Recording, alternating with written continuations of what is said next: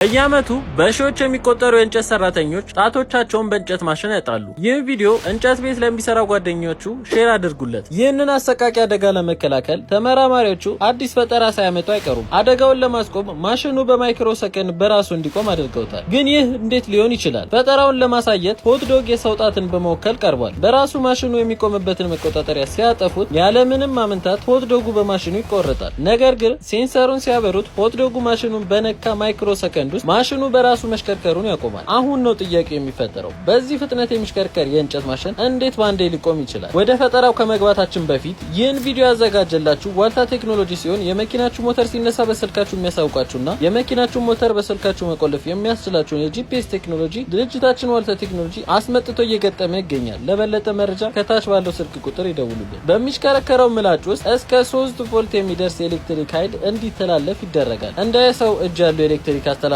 ቁሶች ሲጠጉት ኤሌክትሪኩ ወደ ሰውነቱ ያልፋል። ይህን ለውጥ ማሽኑ ወዲያውኑ ይገነዘባል። ቀጥሎም የምላጩን መሽከርከር ለማስቆም የአሉሚኒየም ፕሬኬጅ በማሽኑ ጣልቃ በመግባት ሽክርክሪቱን ወደ ዜሮ ያወርደዋል። ፈጠራ ከተባለ ይህን አይነቱን ነው እንጂ። ሐሳባችሁን ኮሜንት ላይ አሳውቁን።